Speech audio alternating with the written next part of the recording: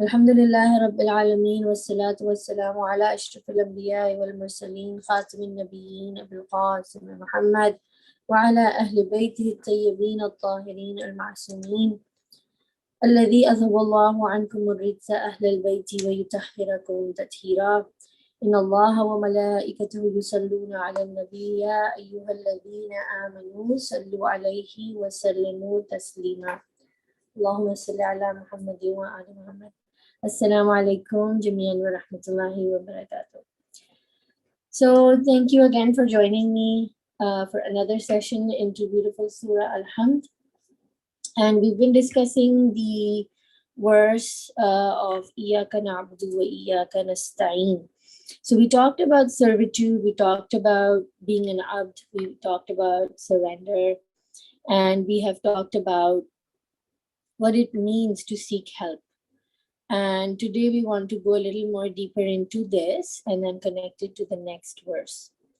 So we are agreeing when we are saying to Allah that I am your servant, I am in surrender to you, and I am seeking help from you. And I had said this once that we are in a way making an affirmation. We are actually saying something that may not be 100% true. So I'm saying I'm your abd, but I may not be in that place of surrender yet. I may not be in that place of completely letting go of myself and my ego. But I am making this affirmation. I am proclaiming it to Allah subhanahu wa ta'ala. And then I'm saying, Iyyaka nstaeen. Iyyaka nabudo wa Iyyaka nstaeen. And from you only I seek help. Now, what happens is that, in a lot of recommended acts of prayers, we are told to repeat this verse again and again. The reason for repeating this again and again is because affirmations are like a dhikr. We have mentioned earlier that the heart is like a child. And in order for the heart to absorb something completely, in order for the heart to transform, to change, to let go of its old self and come into its new being, there has to be a repetitive, reminder of that very same message. And I have learned this through experience in the past so many years that so much of what we read and write and learn, it doesn't materialize. There is a constant struggle, there's a constant repetition of that action until it becomes part of our body memory. And so a lot of times the reason we want to repeat something again and again is to change the body memory and remove ourselves from old methods and old ways of doing something, and then bring ourselves into a new method and new way of doing something in a way so that we can cut off from the old habits. And the outer world is very it's a very obvious world. The outer world, it's something you touch, you feel, you see, and we constantly get distracted from the inner world. We constantly get distracted from the real world within us because we cannot see it from the outer eyes. And so we need to see that when we are in this outer world, the problems that we see, the things that stress us, the things that create jealousy in us, the things that create envy in us, situations that trigger us, they're very obvious on the outside. And to be able to keep going back to the inner world, and we have discussed this earlier, that the inner world is the world of akhirah, the hereafter. And Allah is saying that do not be forgetful of your inner world. And those who forget the hereafter, for those who forget the akhirah, are in a loss. And so there is a conflict within the human being that what we're seeing from the eye is more real in that sense and tangible. But the real world, Allah is saying, we cannot see. So in order to make that inner world more obvious, more of more attention to us, that we are more attentive to the inner world compared to the outer world, we need exercise, we need work, we need repetition. That is why we have namaz 5 times a day, because we're repeating an act of talking to Allah who we cannot see. He is the unseen. We cannot really see him in a tangible body or a form. So he's a God, he's an entity which is unseen, and constantly reminding ourselves, who is my God? Saying the Shahada, saying the Tashahud, I uh, witnessing something which you cannot see from the outer eyes. So there is a struggle between what looks obvious, what is very much on the outside tangible, and then constantly going back to something which you can't see from these eyes. It becomes something that is a distraction, something that makes us forgetful of the real world. Now, in order to become such that the inner becomes my first world, the inner becomes my point of attention, the inner becomes my point of um, a, what would I say, more real to me, because that is what the mystics say, that the inner world is more real. I have to be in a state of riyazat. I have to be in a state of practice. I have to be in a state of constantly working on reminding myself that. So Imam Khomeini says that your heart is like a child, and you teach your child this again and again. Assalamu alaikum, Nasimanti. I have a feeling if we can put a message on Telegram and on WhatsApp that the class has started, perhaps people will get a reminder. Thank you so much. So we're trying to now move out of this, we're moving into the surah where we're talking about the Alhamdulillah Rabbil Alameen, Maliki Yawmiddin. We're talking about this world that we cannot see it. So, there are worlds, Alhamdulillah Rabbil Alameen, they're worlds. Maliki Yawmiddin, we talked about what is this deen, what is this moment of accountability. Then, Iyyaka nabudo wa Iyyaka nstaeen. So I am your servant. I am your, I'm in your service, God, and I seek only your help. And then we repeat it again and again. And it is one of those azkar that bring a lot of peace to the heart, because we go into a conversation with God about something that nobody understands. A lot of times we find it difficult to surrender to human beings. We don't want to tell them that I give up, that I am at your mercy, that I need your help, that I need your support, because we feel weak. We feel like we'll be the losers if we admit to another person that, oh, I need your help. Oh, I'm at your mercy. Oh, if you don't help me, I won't be able to survive, or something like that. So there's a very, very genuine, very private, very surrendered conversation happening with Allah here, where we want to move into a direct connection with Allah. We want to admit our humility and then really come undone. Like, I really need your help, only your help. I'm really, really not able to do whatever. And that state comes, I mentioned it. I think Najma had emailed me for my live talk. It's there on in the Instagram posts.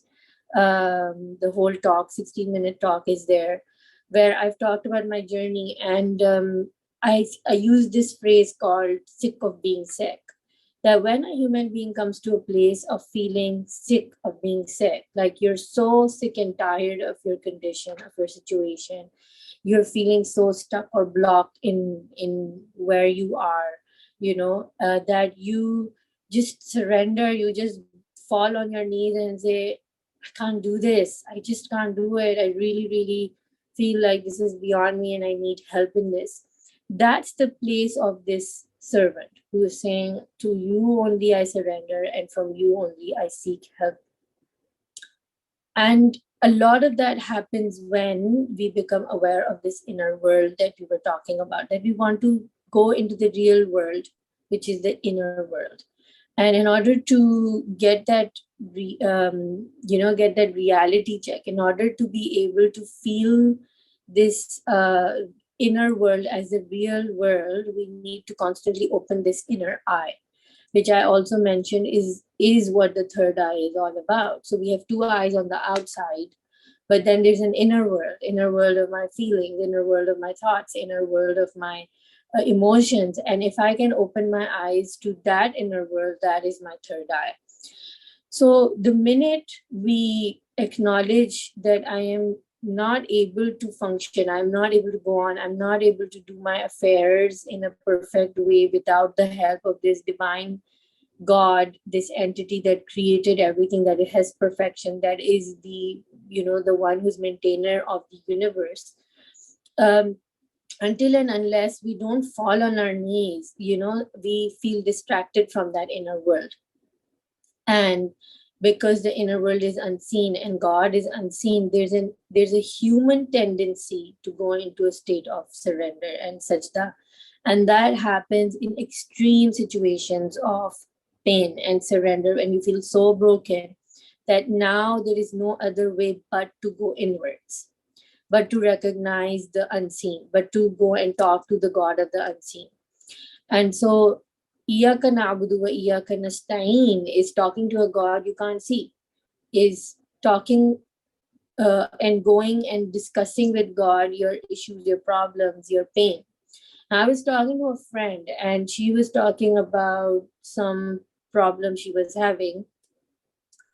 And another friend was sitting there, and for her, that problem wasn't even a problem. That was actually a solution.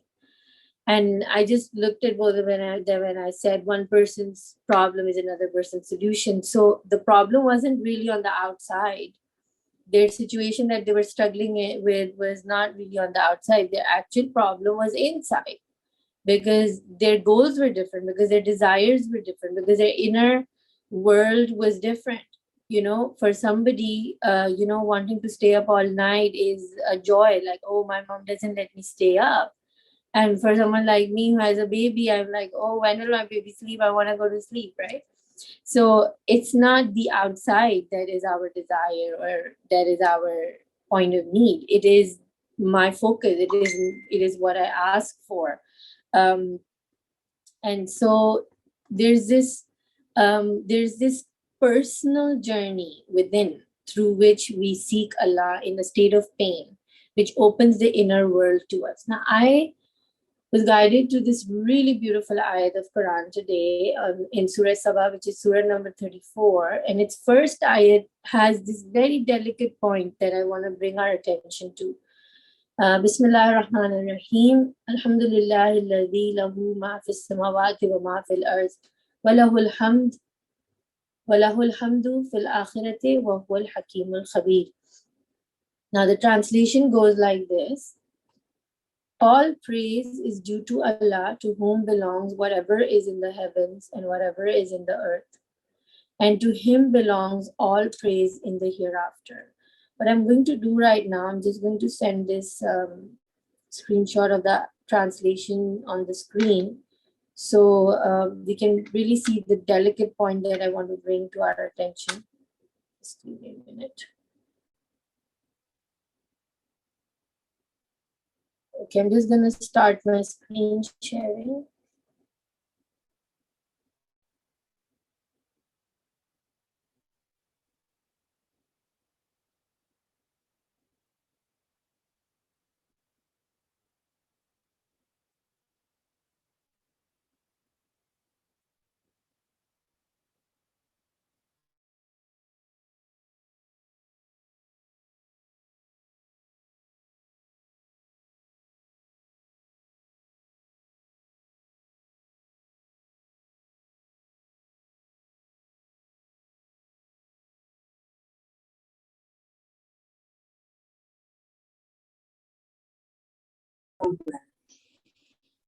Something is went wrong there.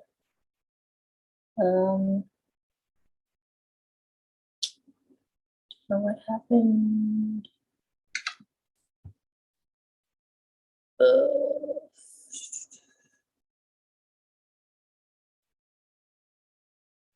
mm,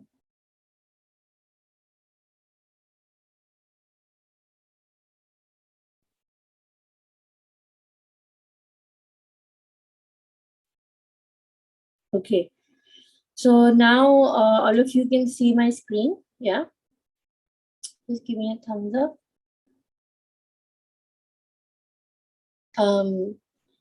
Okay, thank you. Thank you, Tahira. Thank you, Najma. Okay, so over here, if you look at this ayah, Surah Sabah, Surah number 34, just look at this, okay? All praise is due to Allah, or all praise is for Allah, to whom belongs whatever is in the heavens and whatever is in the earth. Now, first, there is a conversation about the earth, which is an outer entity. So it looks like, okay, all the praise, all the hamd belongs to God, Allah, to whom belongs the earth and the heaven. So there's a separation, okay? Now look at the second part of that. And to him belongs all praise in the hereafter. Now, in the first part, when we're talking about the outer world, there's a separation that we're saying there is Allah and the world belongs to him. So there is a master and then there's a dominion, there's a kingdom. And in the second part, it is saying, and to him belongs all praise in the hereafter. Now, in the hereafter, there is no separation. There is no conversation of there is God and then there's the hereafter. And in the first part of the ayat, they're saying praise belongs to Allah. Like there is a praise and then you're belonging it to Allah, you're attaching it to Allah. Let's give praise to Allah. In the second part where we're talking about the hereafter, we're saying, and to him belongs all praise in the hereafter. So there is no separation of God from the hereafter. There is no separation of, the praise is like, it's like a given. There's praise in the hereafter and it all belongs to him. But in the first part, there's a separation. So there's a very delicate way of presenting the outer world and connecting it to Allah, and then the proximity of Allah in the hereafter. That there is no separation, the hereafter and God. And we've constantly said that whenever I do the tafsir, whenever I do whenever I go in the depth, I always use the word akhirah as the inner world. So I'm gonna now share with you more. I want to share with you more pictures. Just a second. Okay, so in this part, Sheikh Fadlallah is talking about the first verse of Surah Al-Hamd, and he's talking about the word hamd, and he's saying hamd is praise. Praise comes if there is knowledge. You can only praise something if you have knowledge of it. Knowledge of something is an aspect of experience. Now, experience is something which is experienced in the hereafter, in the akhirah, in the inner world, right? Now go to the right side, and in the end of the paragraph, he's saying the man of greater perception sees the Rabb, sustainer, even in times of constriction. To use hamd as an expression of a mood or feeling is shirk. Praise is for Allah at all times, under all circumstances. Hamd does not allow for separation between you as a praise giver and object of praise. You merely echo hamd. This is what I was talking about, that in this ayat, when we are looking at the word praise, we are seeing that there is no separation in the hereafter from praise and the inner world. That means that when we go into the inner world, in our world of emotions, our world of thoughts, our world of feelings, there's a connection with Allah subhanahu wa ta'ala which has a huge proximity. There's a presence of God. You know, the word khuda, it comes from khud in Urdu, in Persian, and khud means self. So khuda and khud is merged into one to talk about God. So the self and God has a presence within us, which is there's a proximity, there's a closeness. And this closeness is something that I want to bring into Iyyaka nabudo wa Iyyaka nstaeen. We are comprised of Allah in a way that the hereafter has no separation. The inner world has no separation from God. In the outer world, when Allah is talking about praise, He's saying there is all praise to Allah, to whom belongs the earth and the heaven. So there's a master and the dominion and the kingdom. In the inner world, it is only Allah. It is only Him. It is only His presence. It is only His witnessing. So the point that I want to bring here is that the person of God, the servant of God, who has surrendered and gone into the inner work, who goes into the inner world, is now going to be in a direct communion with Allah subhanahu wa ta'ala. This servitude, this surrender leads to a help from Allah, a support from Allah, a communion with Allah, a meeting with Allah, which you can't really separate. You can't separate the self and the God. You can't separate the me and the God particle, because Allah is saying, وَنَفَخْتُهُ فِيهِ مِنْ رُوحِي, I've put my spirit into you. So when we talk about this self, the inner world, there's a presence within us which is very godly. And so a person who surrenders beyond the ego of the outer world which is full of hurt, the outer world which is full of comparison, the outer world which is full of envy and rat race and competition, when we move out of that and we come into the inner world, we start to witness a presence that is help in itself. So for me to recognize that there's a God presence that has got my back immediately becomes a sense of support and help for me. And when I'm stuck in a place of problem and I'm seeking Allah's help, and I say, Allah, I'm in a position nobody understands. I'm isolated by my fears. Yesterday, I had an encounter with somebody who wanted my help in mediation with somebody else. And I tried my best, and we did everything in the best of our intentions. And with all the good intention, the mediation was done, the help was done. I got a message of thanks. Thank you for bridging the gap. You mediated, everything was done. After 2-3 hours, I got a very phobic message from the person I mediated with and the person whom I helped. And the message was full of this fear of, okay, have you revealed information to that person? Please stop, don't give information to that person.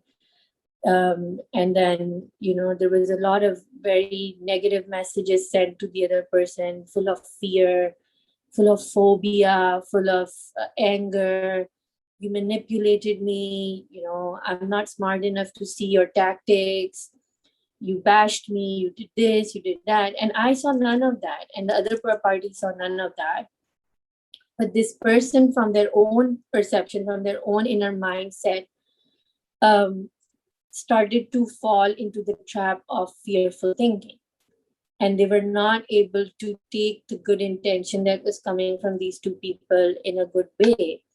There was a lot of anger. There was a lot of, suspicion. And the clear thing was that this person was not able to assume good. They were assuming a lot of bad about the person. There was a lot of assumption. There was a lot of assumption of what? You're out to get me. You're out to hurt me.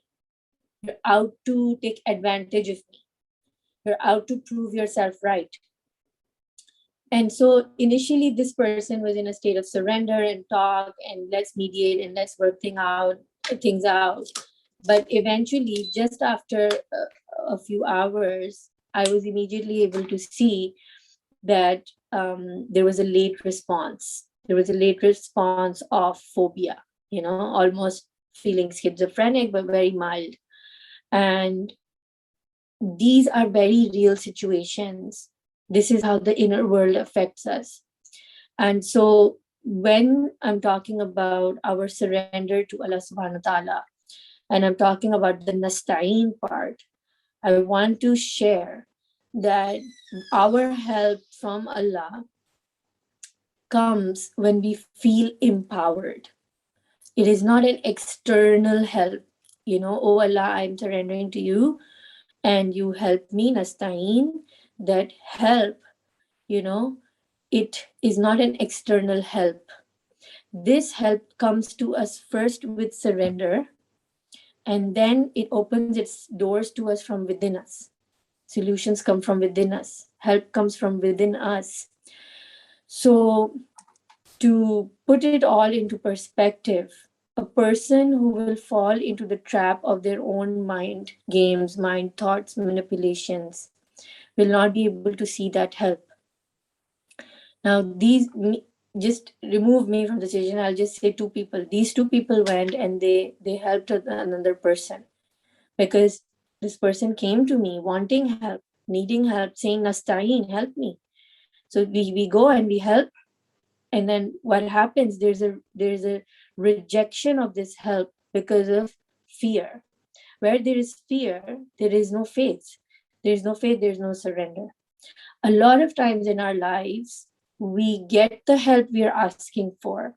Like, the story of this man who was in the middle of the storm and was drowning and said, help me, help me, help me, Allah. And a sailboat came and the sailor said, come on, hop onto my boat. I've come here to help you. And said, no, I don't want your help. I want Allah to help me. Right?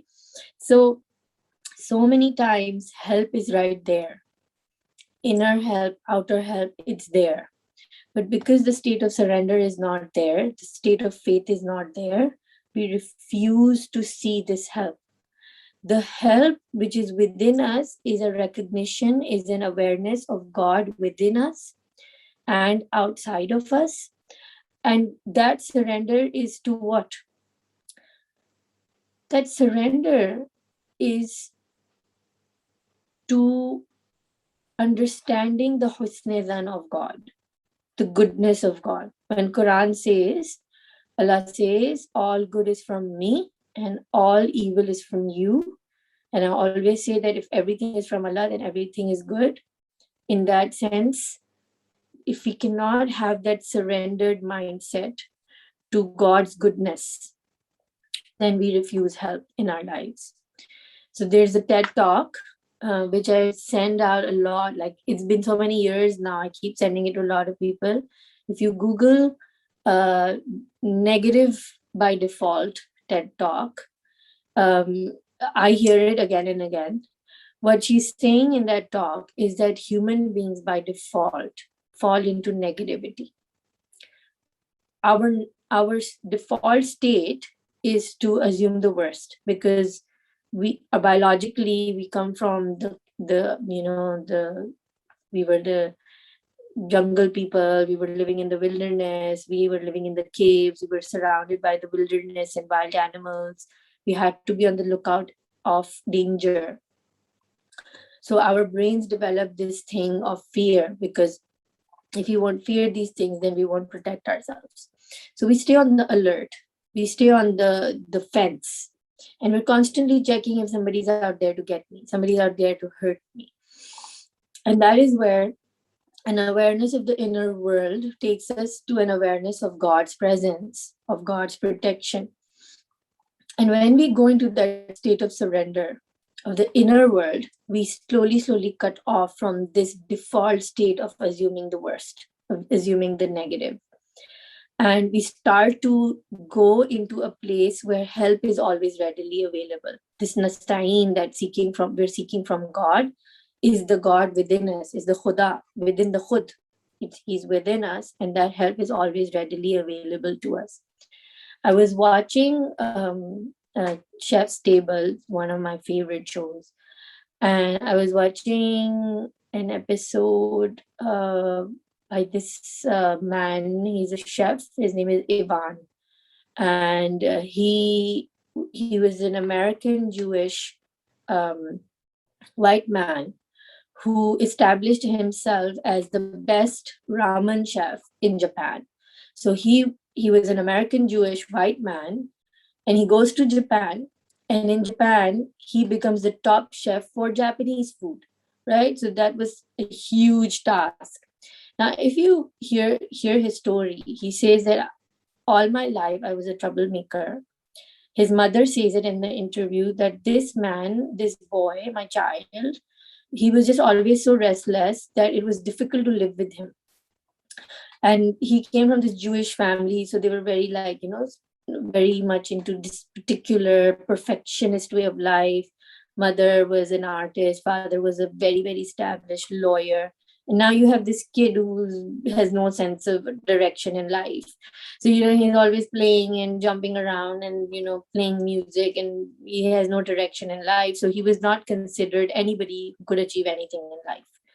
So he was kind of thought of as this underachiever, good for nothing kind of a human being, sadly. So he says that, around, like he talks about his life and how he, at the age of 15, started working in a Japanese kitchen, and he fell in love with Japanese people because they didn't make him feel dumb. They made him feel good about him. And he develops this deep heart connection with Japanese culture, and he has this passion to prove himself in Japan. He wants to speak Japanese fluently, and he marries a Japanese woman. But he says that, he was switching jobs, he was he was an assistant in kitchens and restaurants, he was doing cafeteria work, nothing big, until he says that, and then he has this tragedy in his life where perfectly healthy wife with a second child, pregnant with a second child, dies of toxic shock suddenly in like 3 days.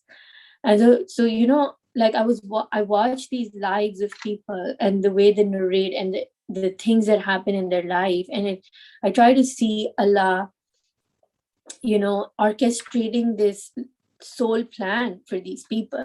And this man who's saying I have no direction in life, now he's like what, in his mid-30s, and he still has no direction in life, loses his wife, now he's bringing up a child, he's suffering pain, he's questioning things, he's saying, what is life all about, what am I here for? His life becomes dedicated to his son. Now he's slowly moving into a sense of finding purpose.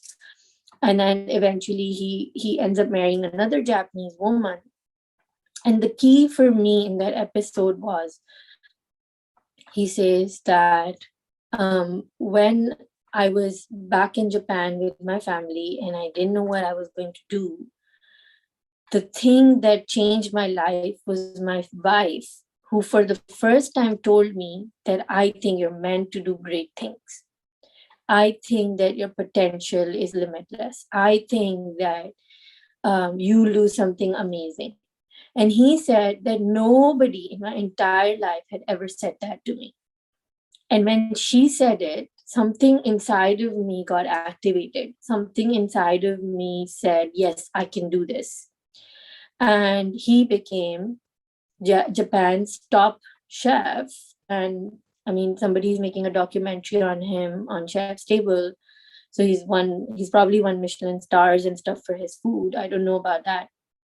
But you see, what I'm talking about is that this man who becomes sick of being sick, he's lost direction in life, he's lost his love of his life, he's lost his, complete sense of stability, looking for a direction. Allah sends this person in his life who is, again, it's Allah's mercy, right? Allah's constantly sending us mercy, his mercy in different forms. And when that door closed, another door opened, which became the biggest bombshell of his life.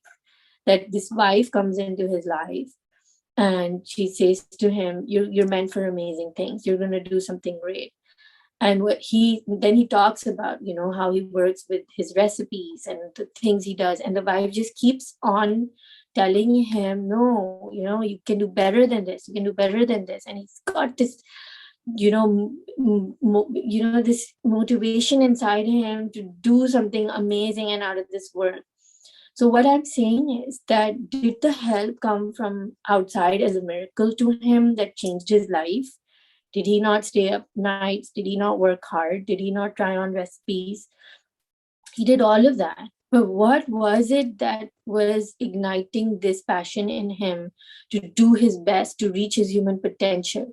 And the thing about chefs and artists and musicians and all these people, the thing about them is that the society doesn't approve them until they have proven themselves at a certain point in their life, because they don't have stable form of income, which is how the world sees success. So people don't think like this guy's gonna make it. And usually family thinks, poor chap, he couldn't make it, he couldn't earn money, so he's like living this poor life, as an artist, as a painter, as a musician, as a chef. And so the reason I watched these people's documentaries, and what really intrigues me about their life, is that they have to fight against odds to follow their heart. They go against the setup of the world, which is very safe. It's very safe to get a job and earn money and provide for your family. But for somebody to go back and forth and say, I want to open a restaurant, I want to do music, I want to do art, it's like, what are you doing? You're just taking life so non-seriously. You like, don't do your hobby, come on, like, but these people who make it big, they feel an ignition in their heart, and they follow their heart, and they follow their passion, and then they make it big. So there was one more guy from Turkey whose mother said to him that you are going to reinvent and make Turkish cuisine famous. And he reinvented Turkish food and won Michelin stars for his restaurant in Istanbul. So he says that, okay, what was my turning point? My mom told me this. My mom told me this as a child, you're going to do something great. The same way this man is saying, my wife told me, you're meant for something great. And he had never heard anyone say that before. And that suddenly there was this, this opening in his heart of saying, yes, I can do something great. So what we're seeing here is that help is not going to be this exterior phenomena that is going to come from the outside entirely. Help comes as a conversation from God through messages, through signs in our life. Are we listening? Are we paying attention? Are we going to pay attention to these signs? Like I say, my signs are everywhere for those who reflect. My ayat are everywhere for those who will ponder. Will you not think? And so this Iyyaka nabudo, Iyyaka nstaeen, I have surrendered to you, and I am seeking your help.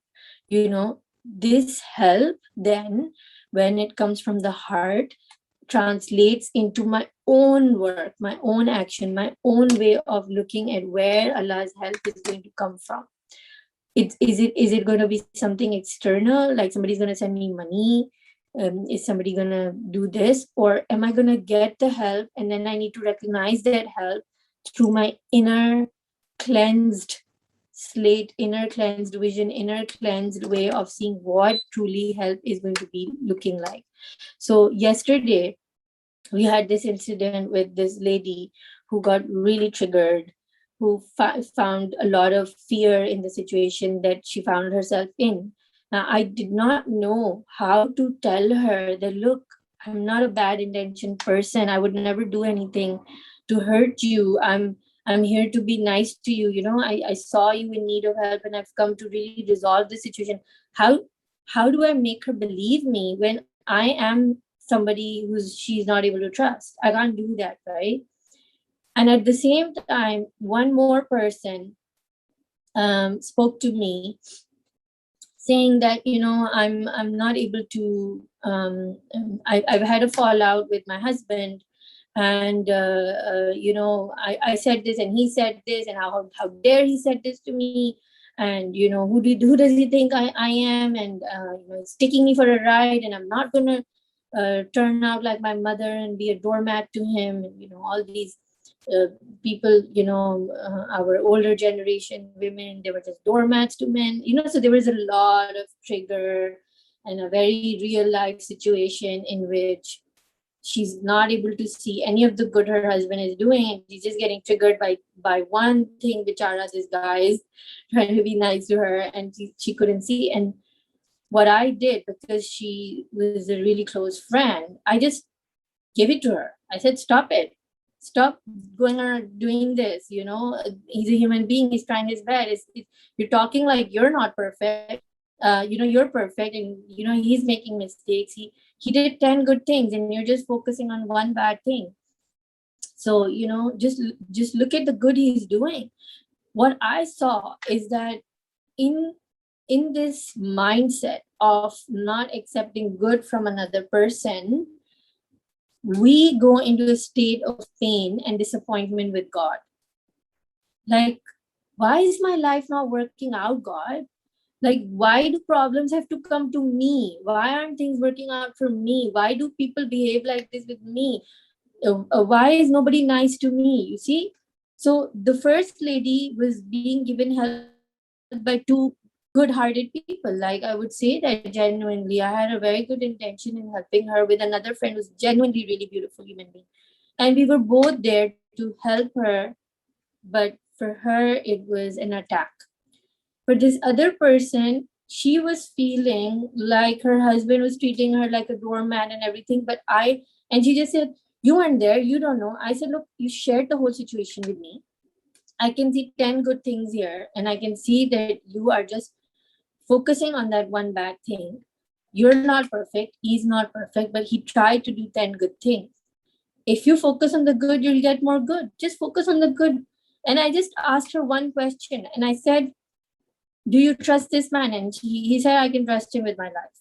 I said, okay, so what are you doing? I said, I'm protecting myself. I said, protecting yourself from the one person you think you can trust with your life. You're protecting yourself from the one person you think you can trust with your life. What is happening there is that you're going all the way into his head and assuming a bad intention about him, that he had a bad intention, and that's why he said this and he said that. Do you think he had a bad intention? So then there was a switch. She realized, no, he's a good man and he doesn't do things out of bad intention. But in my hand, I am assuming an intention on his behalf and saying, how dare he do this? He wants to treat me like a doormat. And I said, you just assumed a bad intention about another human being while they had no intention of hurting you. So the act of help can turn into an act of animosity just because of my own falling in my inner work. You see, when we fall into the trap of fear, we start to assume the worst, which is what we do by default. And we start rejecting the help, which is right there. Nasrun min Allah wa fathan qareeb. Help of God is, with you, and your victory is near. It's always in every moment. Help of God is always there. Victory is always near. But what am I going to do? The mindset. Am I really going to believe that the help of God is near? Or am I going to go into thinking, God doesn't love me, God doesn't help me? So, with all the rambling that I did today, let's put this into perspective. The help of God is always near. God is always intending good for us. And we are always in need of this help because we as a person don't really have a reality or existence. Everything is Allah's existence.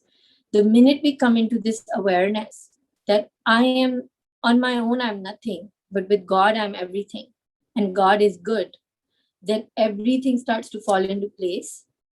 And we have to consciously let go of this fear where we stay on the fence and we start to protect ourselves all the time because we think people are there out there to get us.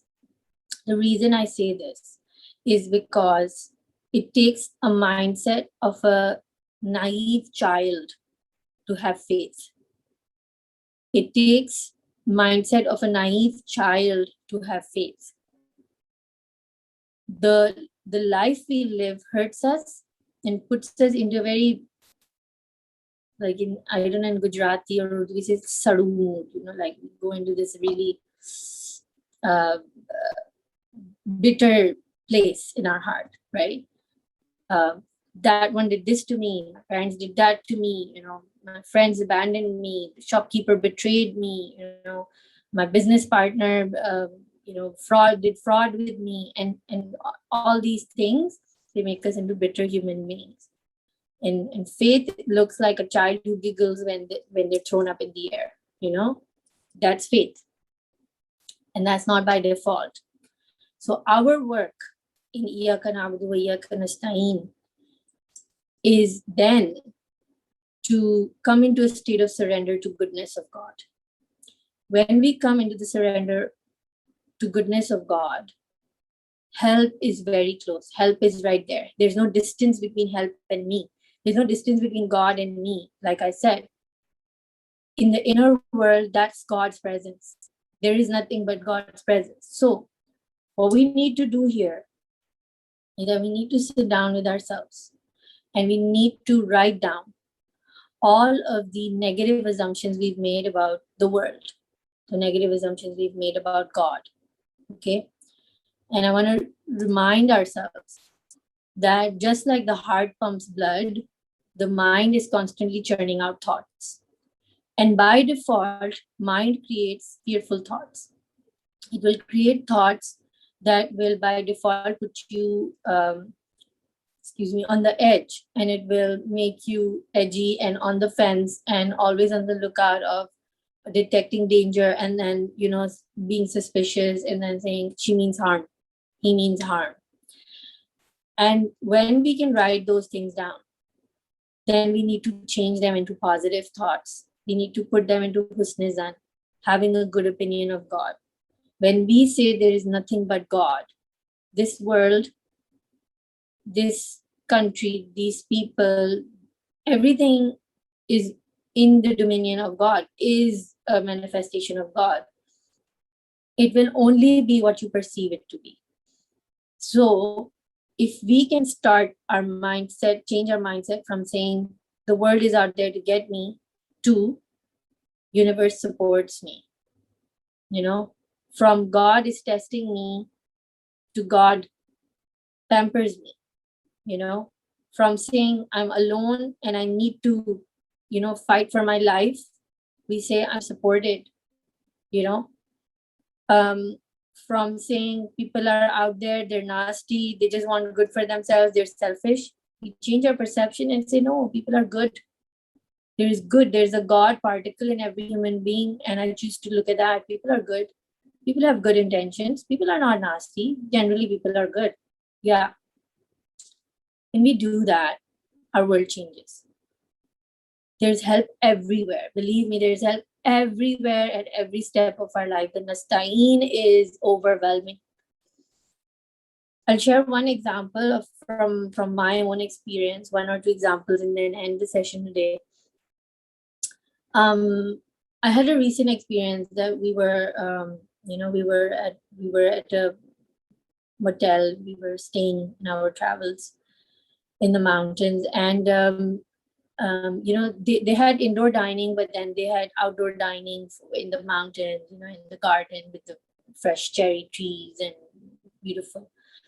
And so I was really excited, and I was like, I want to sit outside and I want to enjoy the morning, and I would love to have breakfast outside. So, I made that request, and in the morning I was quite excited, and, I woke up and very easily went out, and I said thanks to them, and I said, I'm so excited, your garden is so beautiful, and God bless and everything, and had a beautiful breakfast. The very next, moment while I was finished or during the breakfast, a lady crosses and we go into a conversation, and she says, oh, these people, they don't listen. I told them, give me breakfast. They said, it's not time for breakfast. They said, we cannot serve you outside. Sorry, we're going to, this and that. And I just looked at her, and in that moment, I'm thinking, is she really talking about the same people?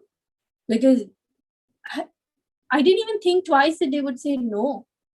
I just thought like, wow, their garden is so beautiful, and they'll just give me breakfast outside, and they did.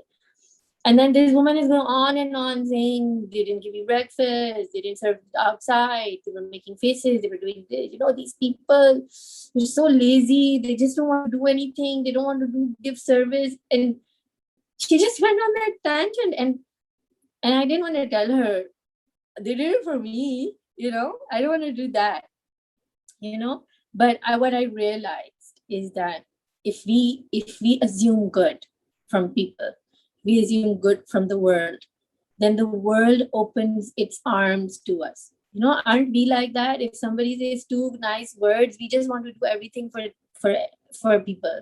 Like, oh, of course, we'll just go out of our way to do something because they're nice and they're encouraging, and they give this good vibe, and you're like, yeah, sure, I'll do it for you. So if we do that, from anyone, even people you feel are like your enemies, whatever we will focus on, it will increase. Focus on the God particle. Focus on the good particle within them. Think good about people. Think good about the world. Have the naive, faith of a child who giggles when the child is thrown up in the air. The world supports you. The world is there to just be your servant, at your service, to bring you ni'mats and blessings, and bring you love and support and joy. If you change your perception inside of this world, look at the flowers, look at the sky, and say, the sky doesn't fall, it supports me. The sun doesn't burn me up, it supports growth, it supports nourishment. Everything around me is just there to support me. My Allah loves me, and he's always there, he's always helping me. What will happen is that the world changes. We don't live in the same world. Two people will be in the same room, but they'll be in two different worlds. And one thing that happened with me long ago, when I started doing these trainings with myself, I had to work on abundance. And one of the things that they say is to be grateful and say what you want, you already have it. And just say you already have it. And it sounded ridiculous because I was like, if I don't have something, how can I say that I have it? Anyway, so I was playing with God, doing this musty. So I just told God, I said, I have money, and in that moment, I was sure my wallet was empty. Okay. And I said, I have money, I have money, I have money. And you won't believe it, that when I started saying that, like, I remember that moment so clearly. I suddenly had this flash, and a memory came into my mind saying, I have an envelope inside my cupboard which has money, and I'd forgotten all about it. And I just went and I said, I have money, like, it was just amazing because I was just in a shock. I was like, here I am on the outer world thinking I don't have money. But just by saying, but just by putting that faith in God, just by, like, putting God on the spot and saying, like, I know you're going to give me a really big surprise. It's like, you're telling God, you're giving him a hint, and you're saying, that's what I have an expectation of you. Will God not come up to that expectation of us?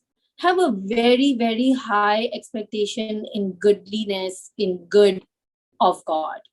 And God will never, God can never not come up to our expectation, because how can he not? He's the king. He loves us, like a cute grandfather, would always do anything for you, whatever you say, even if it's irrational, even if it's silly, even if it on the outside, it won't make sense. It won't be good for you. Allah will never disappoint. Sometimes I overspend. And then I'm feeling weird about it, and I'm like, oh, it was a straw and I shouldn't have. And and in Pakistan, on the streets we have a lot of these kids who are poor, and people, there's a lot of poverty in the streets, and you suddenly get this visual guilt inside of you, and you're like, oh, I spent so much. And again, if we become aware of the inner world and we go into a conversation with Allah, so I'll be driving and I'll be talking to Allah and I'm like, Allah, I really, really like that shirt and I just bought it and I love it. Can I please keep it? I really don't want to return it. Um, um, can you just do something? Gift it to me, Allah, okay? And honestly, what will happen is, and then when I see kids on the road, I'll make dua for them and say, like, I don't know if I can give something to every one of them, but can you please make sure that they're taken care of? Okay. And then I just hand them over to God. And then I'll come home and I'll find money coming in from somewhere. Like random something. Someone will gift something or someone will send cash. Oh, I had to pay you for this and I haven't paid you. Or my father will say, I've cleared your bills on etc. something. Very random things will happen because you're in this conversation with Allah all the time, who's got your back. And it takes faith and it takes practice and it takes baby steps of moving out of this state of being on the fence. And it's really, really important that we do that. Otherwise, we don't realize that we're literally schizophrenic about the world. We're fearful of the world. We're constantly doubting, we're constantly assuming bad intentions. We're constantly thinking of the worst. We stay in a state of fear. And you know what fear does? Fear creates cortisol in our body and it starts to disease us, right? Fear keeps us in a state where these hormones keep getting released and these hormones make our body sick because we stay in a state of fear. So alhamdulillah, I will now end my session. Let us put our hands up for dua. Bismillahirrahmanirrahim. Oh, my beautiful Allah, my kind, my loving, my sweetheart Allah. You have shown so much beauty to us through everything that surrounds us, O Allah.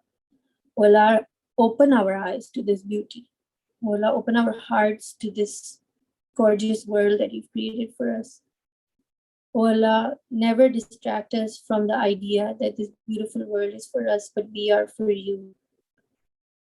And when you say that we are for you, it's because there is peace and there is joy in being yours, O Allah.